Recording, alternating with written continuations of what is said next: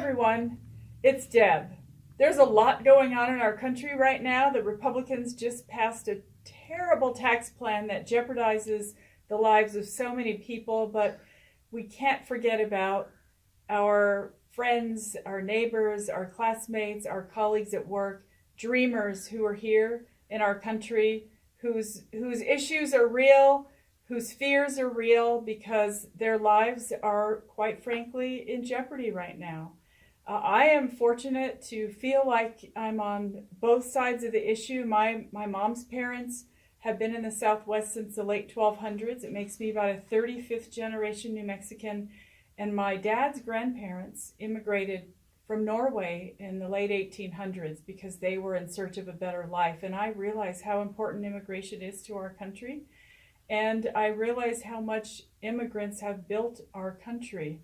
And so I didn't want us to forget about this important issue because families are at stake and lives are at stake and goals are at stake. And I'm here today with my good friend Cindy Nava, who's been very vocal on this issue. And I just thought that this issue was important enough for us to have a conversation about today. So Cindy, I know how much you care about this issue, and so tell us more. Thank you, Deb. Tell us about your family.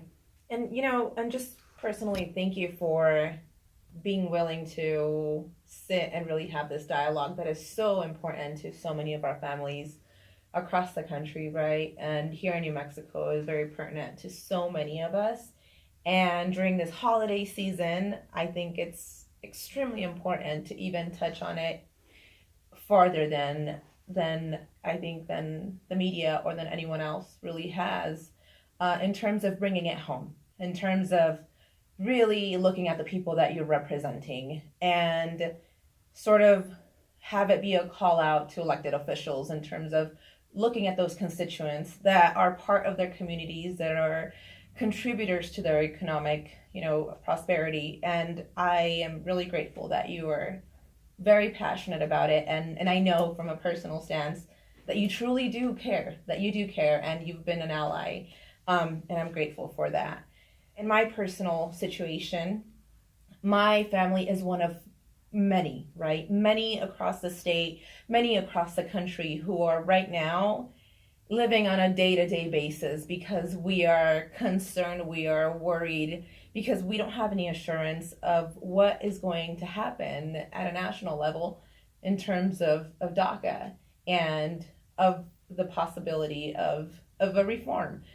And to me, it hits home. I come from an immigrant family. I, along with my siblings and parents, immigrated to this country about 22 years ago. And, my siblings and I went through the public school system. We went through APS. We went through Santa Fe Public Schools. And all of us happen to be DACA recipients, thankfully. And we all have very different paths. I have a brother and a sister. And for me, I can be very clear about the fact that I acquired DACA in 2016, and I was great. I had the possibility to obtain legal residency in April. And in terms of my siblings, my brother was able to renew, but my sister was not. And my sister is a single mother with 2 young toddlers and dependent completely on DACA. And to us, DACA changed our lives, Deb. And I can tell you that it changed the lives of thousands and thousands of all of the recipients across the country, because it allowed us the opportunity to finally have really get a feeling of being valued. In 2016, I can tell you that it changed my life to a level that I could have never imagined, because my grandmother fell ill in Chihuahua, and my mother and my father, they could not travel to Mexico. And why couldn't they travel? Because if you don't have legal status, there is no way of coming back into the country. And there was just impossible for them to do that. My brother and I were able to apply for advanced parole through DACA, which allowed us to travel under the humanitarian clause and we were able to be with my grandmother, who was like my second mother, during the last 5 days of her life.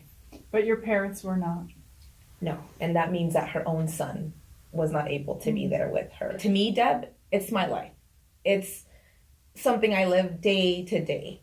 Concerns over my siblings, my brother who's wanted to serve in the military his entire life, the security that my parents have because of us, because we are able to contribute and support them in ways that we had never been able to before.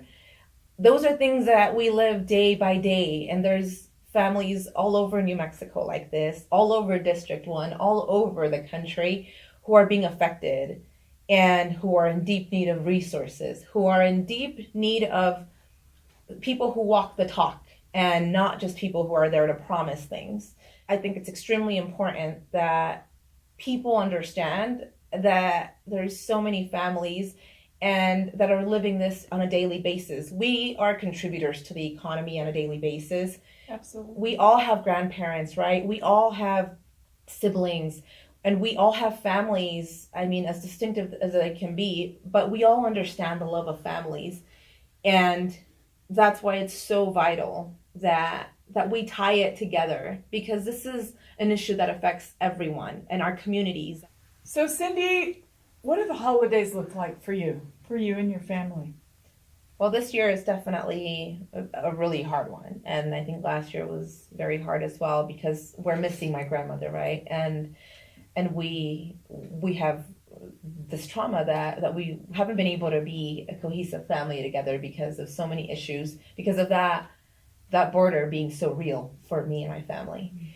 And especially now, because we have daily concerns of the passage of something on DACA, and the daily concerns of really trying to bring peace to our family in some way, shape, or form. And now that I am able to travel right to Mexico, I have the responsibility to start paying back for all those sacrifices that my parents have done, and to be with my grandfather. This holiday season, Deb, I think it's very hard for many of our families.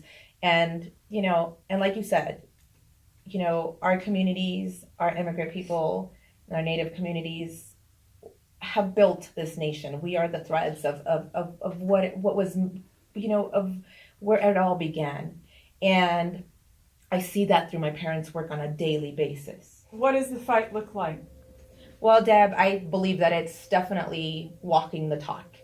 It's much more than doing, 3-minute speeches on supporting immigrants and undocumented communities. It's about being realistic and really understanding the issue. And immigration is a complex issue, as a fact. But I think it's time to really work on a piece of legislation that is inclusive of our families, that is respectful and mindful of the people that are contributors on a daily basis to, across the country and in New Mexico. And I believe that we really need someone who's going to champion and carry that forward and really bring those stories to life, and also bring those economic factors to life. We need someone to champion that in Congress. It obviously needs to be through legislation, and we really need to have clarity in terms of what we're going to be moving forward with that is representative and respectful of communities across the country. I appreciate you, and I support you because I believe in you, and I know you will champion us. And I encourage everyone to jump on board and to join you, because you are a mere example of dedication, of work, and of someone who understands the issue and who's invested. And I know that the way that you've invested in me and many other DACA recipients is the way that you'll invest in every single person that you will be representing.